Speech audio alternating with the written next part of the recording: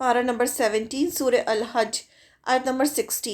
اعوذ باللہ من الشیطان الرجیم، بسم اللہ الرحمن الرحیم۔ ذالکہ یہ ہے، ومن اور جو کوئی عاقبہ بدلہ لے، بمثلی مانند اس کے، ما جو عوقبہ ستایا گیا، بہی اسے، ثم پھر بغیا زیادتی کی گئی، علیہ اس پر، لینصرنہ البتہ ضرور مدد کرے گا اس کی اللہ، ان اللہ بے شک اللہ، لعفو البتہ بہت معاف کرنے والا ہے، غفور بہت بخشنے والا ہے۔ یہاں اللہ کے دو نام عفو اور غفور آیا ہے۔ یہ بات تو طے ہے، جس شخص نے کسی کو بدلے میں اتنی ہی تکلیف پہنچائی جتنی اس کو پہنچائی گئی تھی، اس کے بعد پھر اس سے زیادتی کی گئی، تو اللہ اس کی ضرور مدد کرے گا۔ یقین رکھو کہ اللہ بہت معاف کرنے والا، بہت بخشنے والا ہے۔ اب یہاں پر 2-3 باتیں بتائی گئی ہیں۔ یہ بات تو طے ہے کہ جس شخص نے کسی کو بدلے میں اتنی ہی تکلیف پہنچائی جتنی کہ اس کو پہنچائی گئی تھی۔ اسلام مظلوم کو زیادتی کا بدلہ لینے کی اجازت دیتا ہے کہ جتنا ظلم ظالم نے مظلوم پر کیا ہے وہ اس کا بدلہ لے سکتا ہے، جبکہ معاف کرنے کو اللہ نے زیادہ پسند فرمایا ہے۔ اللہ تعالیٰ نے اجازت دی ہے کہ تم پر اگر کوئی زیادتی کرے تو تم اس کے برابر بدلہ لے سکتے ہو، لیکن ساتھ ہی یہ فرما دیا کہ اللہ تعالیٰ معاف کرنے کو زیادہ پسند کرتا ہے، انہیں معاف کر دو، درگزر کر دو۔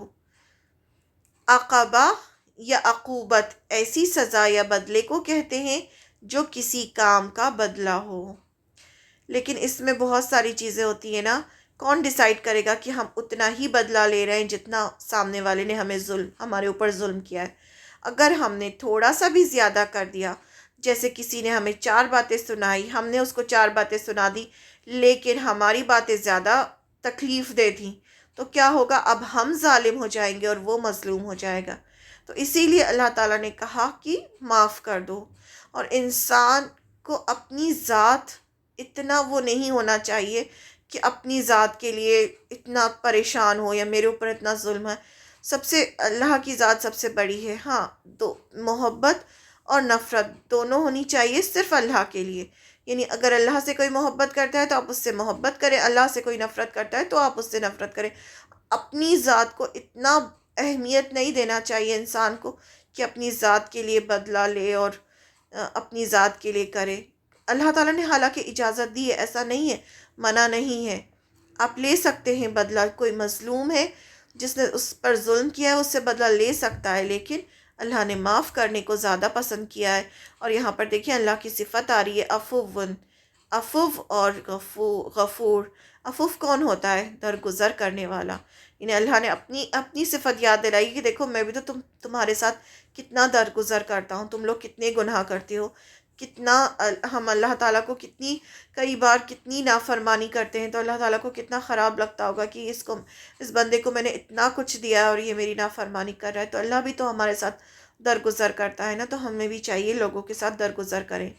اس کے بعد پھر اس سے زیادتی کی گئی، یعنی اگر بدلہ لینے کے بعد ظالم مظلوم پر دوبارہ زیادتی کرتا ہے تو اللہ اس کی ضرور مدد کرے گا۔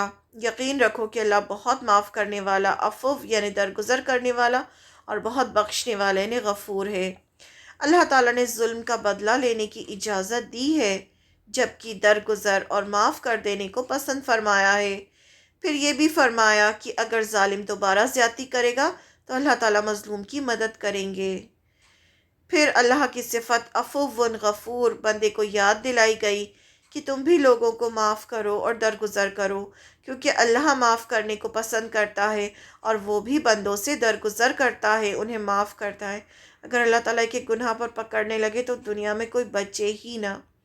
یہ تو اللہ کی یہی سب جو اللہ کے نام ہے اور اللہ کی جو صفت ہے، اس کی وجہ سے یہ ہے کہ ہر انسان جو ہے دنیا میں اتنا فرمانی کرنے کے بعد بھی کھا پی رہا ہے، اچھے سے رہ رہا ہے، سانس لے رہا ہے، سب کچھ کر رہا ہے، تو یہ اللہ کی یہ صفت ہے۔ اسی کی وجہ سے اللہ تعالیٰ اسے درگزر کرتے ہیں، اسے مہلت دیتے ہیں کہ شاید وہ پلٹ آئے۔